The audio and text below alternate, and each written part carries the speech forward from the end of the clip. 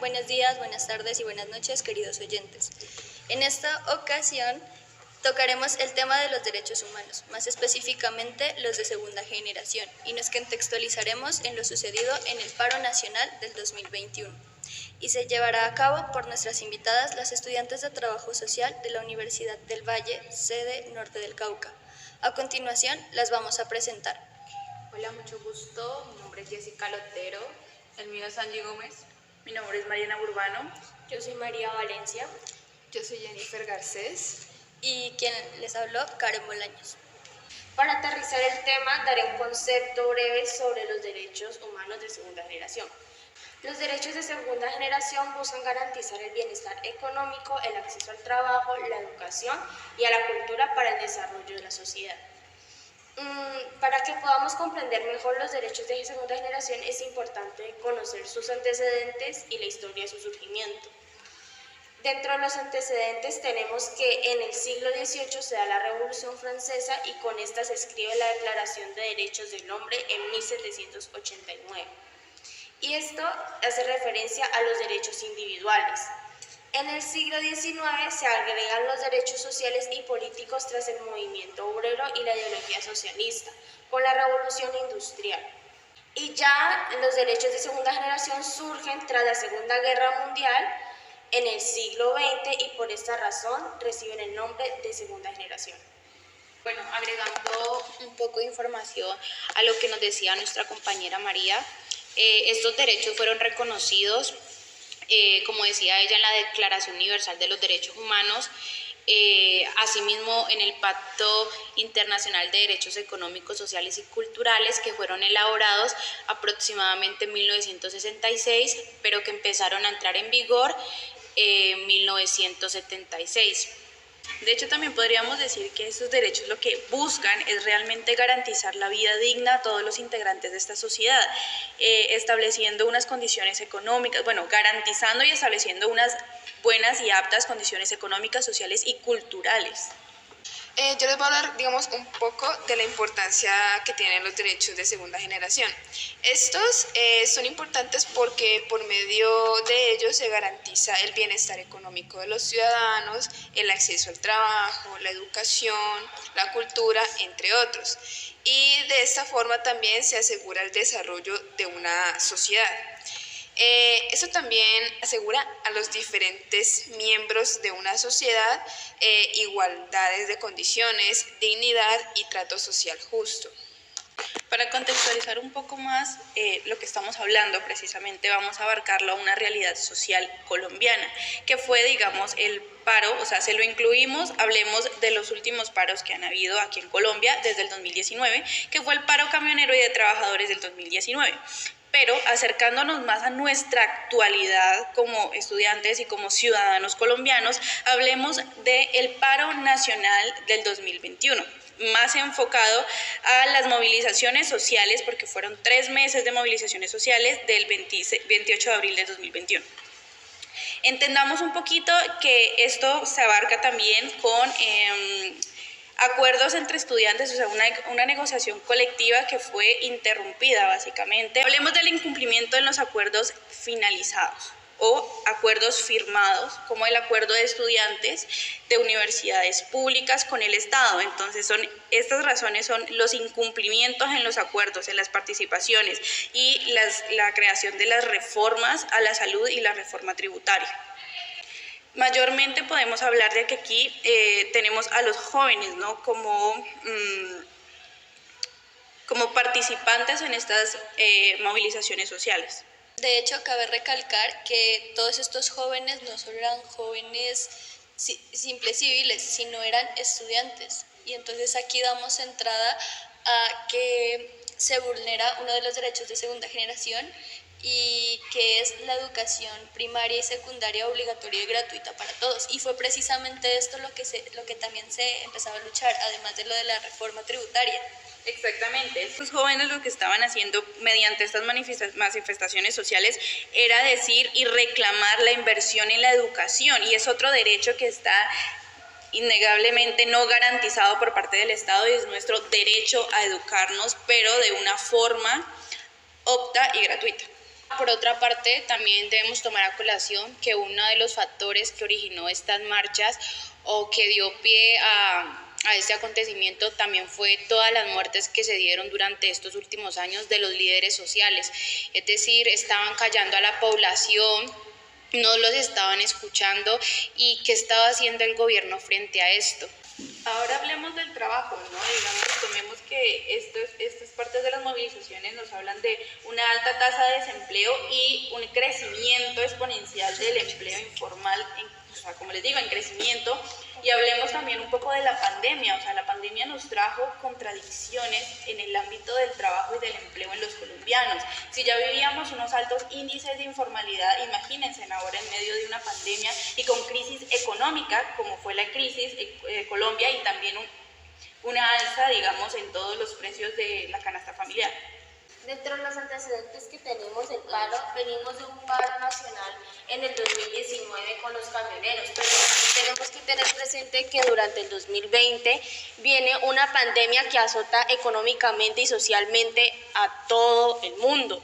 Esto afecta muchísimo al país, ya que nosotros teníamos como problemáticas económicas anteriormente, como el aumento del IVA, el consumo el aumento en la canasta familiar fue altísimo, y eso fue uno de los auges que nos llevaron a movilizarnos. ¿Por qué? Porque es que no nos sentíamos como satisfechos, no estábamos como que, o sea, dentro de las condiciones laborales estaban mal. También tenemos que tener presente que las condiciones sociales también estaban mal, estaban los líderes sociales que estaban asesinando. ¿Pero por qué? Las malas políticas públicas, también podríamos hablar de eso, la participación del Estado, claro, un poco inversión social. Por ejemplo, también tenemos en el área de la salud que durante la pandemia como que se explotaron los centros médicos, y ya después de terminar la cuarentena nos dijeron es que se tienen que cuidar, se tienen que vacunar, porque es que no tenemos dónde tenerlos. Hacinamiento, no hay condiciones, no hay medicamentos. Recordemos que hubo hasta escasez de medicamentos para la gripa. Entonces, inclusive eso se volvió negocio, porque por cada persona muerta le llegaba una bonificación al hospital. o cada paciente COVID, recordemos eso también, o sea, cada paciente COVID costaba aproximadamente 30 a 35 millones de pesos. Entonces miremos cómo eso fue una vulneración a los derechos de la salud, ¿no? A los derechos de la salud, incluso a los derechos pues, sociales y económicos que tenemos los colombianos. Otro ejemplo que tengo sobre la vulneración de los derechos en la salud es un caso familiar. Mi hermana se enfermó y en el momento de quererla transportar al hospital de Cali tuvieron que meterse por trocha. ¿Por qué? Porque las vías estaban cerradas, y antes de eso no podían conseguir una ambulancia. ¿Cómo es posible que un hospital municipal no tenga una ambulancia? Y ni siquiera era porque tuviera COVID o algo así, sino que realmente estuvo en riesgo su vida. Que de hecho, si tomamos nuevamente en cuenta los antecedentes, inicialmente empezamos con lo de la reforma tributaria. Como ya han dicho anteriormente ustedes, veníamos de una crisis económica y obviamente las personas, en su mayor parte la población joven, salió a protestar porque veníamos de esto, gente que, o sea, no, esto no es broma, hay gente que no tenía para comer, los subsidios que estaba brindando el gobierno ni siquiera eran suficientes o alcanzaban para algo, no todo el mundo era beneficiario de estos, y también dio pie a que quisieran tumbar la reforma de la salud, ¿no? Porque como dijeron mis compañeras, con los ejemplos que han dado es supremamente precaria, o sea, ¿qué papel está tomando el Estado, el gobierno dentro de esto? Porque es importante también mirar y hacer una reflexión, un análisis de qué papel estaba cumpliendo el Estado, el gobierno, para que tantas personas, una nación completa, un país, saliera a manifestar. Porque recordemos algo también muy importante, en ese momento el COVID estaba en su mayor tope y las personas le tenían más miedo al gobierno que incluso a un virus que estaba matando a miles de personas en todo el mundo. Aquí hablamos del debería ser del gobierno, bueno, del Estado, ¿no? O sea, ¿cuáles eran los papeles de estas instituciones para protegernos? Porque al final su deber es eso, proteger a los ciudadanos. Un ejemplo que yo puedo dar, que es personal, Nosotros empezamos pandemia y yo estaba trabajando y por recorte de personal me despidieron sin justificación. De hecho nos dijeron que nos iban a dar vacaciones. Salí a vacaciones y cuando volví me despidieron sin justificación. Claro ejemplo de la vulneración del trabajo. Entonces, pues podemos anunciarlo como, bueno, toda persona tiene derecho a una seguridad social, al trabajo, a una ubicación, a reforma pensional, por ejemplo, a acceder a una pensión. Las condiciones de empleo aquí en Colombia son precarias, ¿no? Con lo que han mencionado ustedes. Pues de hecho a mí solo me dijeron que salía a vacaciones, volví y me subsidiaron y ya. Y se te finalizó el contrato, Sí, mejor dicho. finalizó el contrato, un contrato que era a término indefinido. Cabe recalcar también. Sin explicación. Exacto, es que de hecho eso también fue muy influyente porque entonces fue ahí cuando las personas empezaron a unirse y ya no solo era una marcha de estudiantes, sino también ya era marcha, como dijo mi compañero anteriormente, ya era una marcha nacional, donde todos empezaron a unirse, porque precisamente ese es otro de los derechos, que se podían formar los sindicatos para la defensa de sus intereses, pero es que inclusive esto se vulneraba, ¿por qué? Porque el gobierno al ver que tanta gente se estaba uniendo y se estaba levantando contra cierta reforma que aparentemente ya estaba, empezó con la represión, por otro lado. Tenemos en cuenta la represión dentro de las comunicaciones, por ejemplo, lo que se presentaba en los noticieros nacionales era muy diferente a lo que se presentaban en los en vivos en Facebook, en Twitter, Videos. en Instagram. Entonces, ¿cómo fue la opresión que trataron de hacernos o que nos hicieron directamente y cómo esto empezó a afectar? También algo muy importante dentro de las condiciones laborales y del derecho laboral tenemos las capacidades de los comerciantes. Por el paro se cerraron las vías y los comerciantes ya no podían traer a vender sus productos, incluso hubo una escasez de alimentos donde se estaban vulnerando como cositas básicas, funciones básicas del ser humano.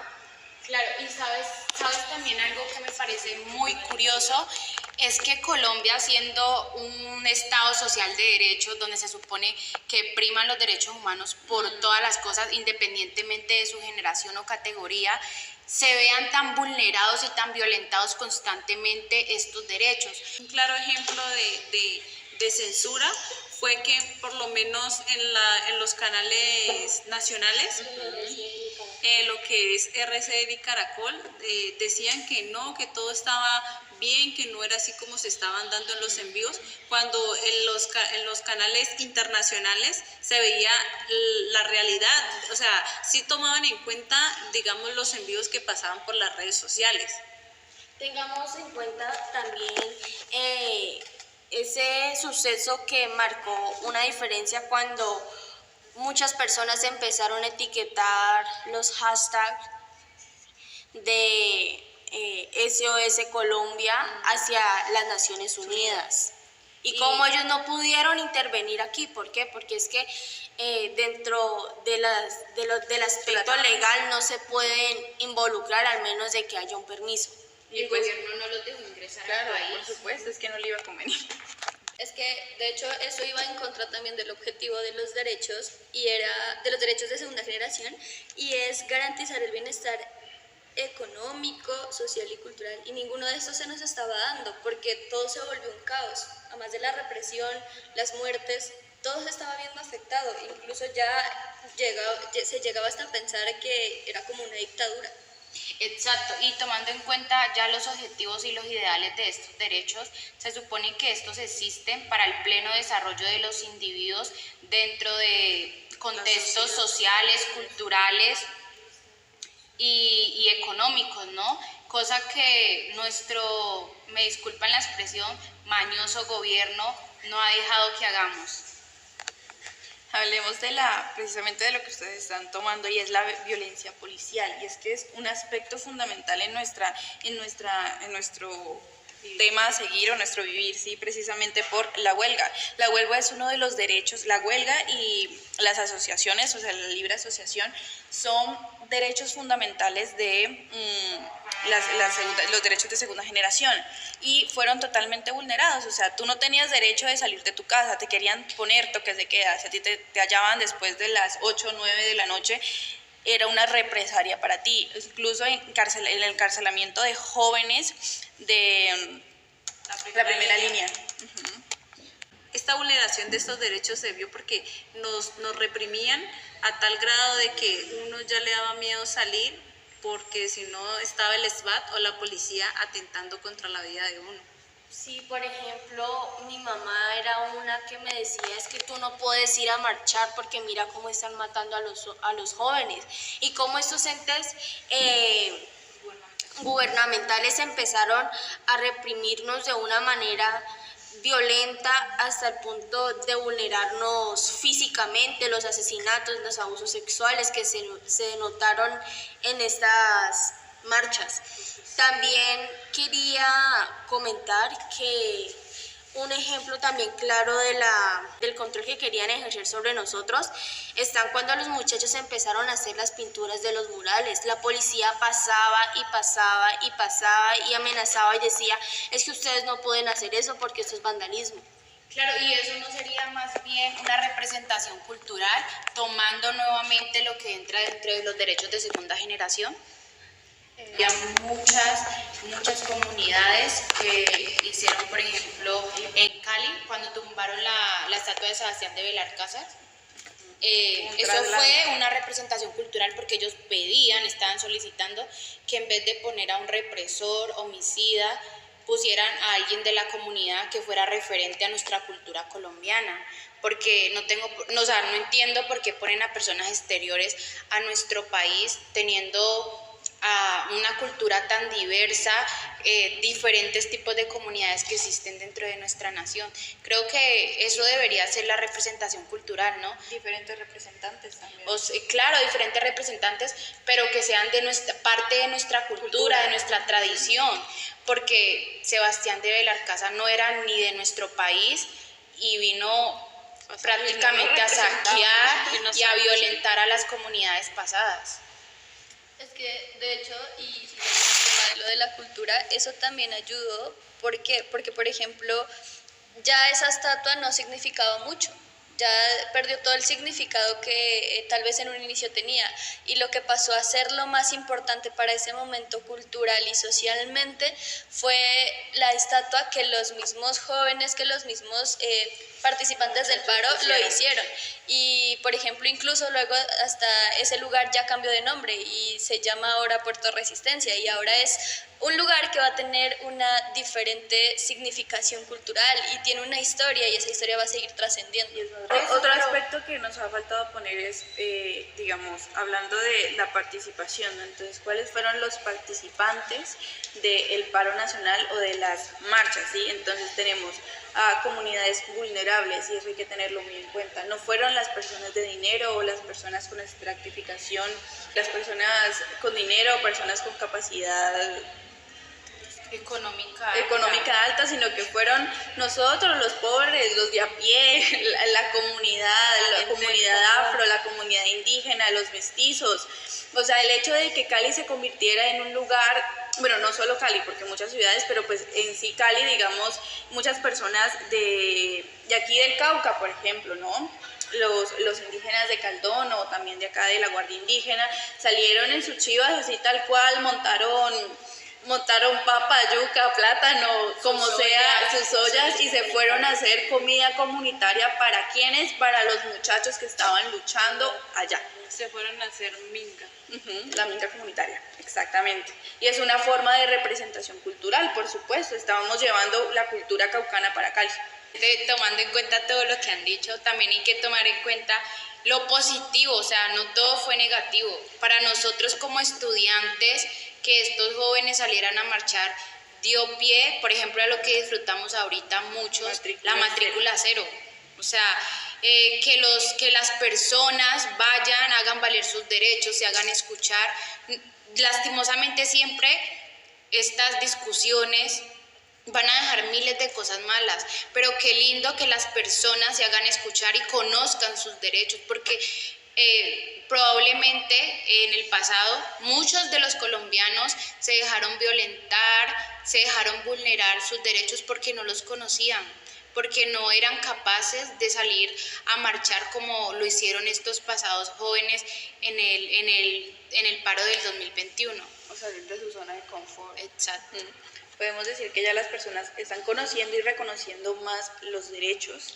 Y hablamos en global, porque es que, digamos, siempre se ha tenido en cuenta primeramente los derechos fundamentales, ¿no? Que sería el derecho a la vida, pues el derecho a la libertad y todo eso, la libertad de expresión y todo, pero cuando nos vulneran estos derechos y pasamos a los derechos de segunda generación y nos damos cuenta de que sin estos derechos de primera generación pues no existirían los de segunda generación y que precisamente son correlacionados, ¿no? Tienen una correlación. Y entonces los derechos de segunda generación son quienes nos permiten decirle al Estado, sí, tenemos vida, sí, nos alimentamos, pero ¿en qué condiciones estamos? Sí, tenemos educación, pero ¿qué condición de educación tenemos? Comenzar a exigir nuestros derechos es parte del conocimiento de ellos. Algo que me pareció también, pues para traer a colación, era que por lo menos las comunidades indígenas llegaron al Valle del Cauca, o sea, específicamente a Cali. Estaban pidiendo apoyo, pero cuando, digamos, se terminó ese apoyo, ya querían sacarlos y de hecho los sacaron de la peor manera, que eso me parece indignante porque no sé si todo Colombia sabe o qué, pero Colombia era de indígenas y ahora los tratan como si fueran lo peor, como si fueran extranjeros aquí en su país. Parte de la discriminación cultural que tenemos en Colombia. Y cuando nosotros necesitamos el apoyo, muchos jóvenes necesitaban el apoyo, los indígenas fueron los primeros que dieron el apoyo, más que todo con comida. Sí, de hecho ellos hicieron mingas indígenas e hicieron mini mercados y fueron repartiendo con las chivas a las personas. Bueno, pues básicamente todo lo que queríamos plantear o las situaciones que trajimos es para mostrar que los derechos de segunda generación lo que hacen es buscar el bienestar social por encima de los derechos o los intereses individuales. Tratan de satisfacer necesidades mínimas que puedan garantizar o dar a una mínima subsistencia de los individuos, pues porque recordemos que estos, más que individuales y más que de una sola persona, quieren el bienestar y la seguridad de todos. Eso es todo por el día de hoy. Esperamos que este espacio los haya invitado un poco más a la reflexión y a querer enterarse más sobre los derechos de segunda generación. Los pueden encontrar en la Constitución Política del 91, del artículo 42 al 77, en el capítulo 2. Y muchas gracias por su atención. Nos despedimos. ¡Chao!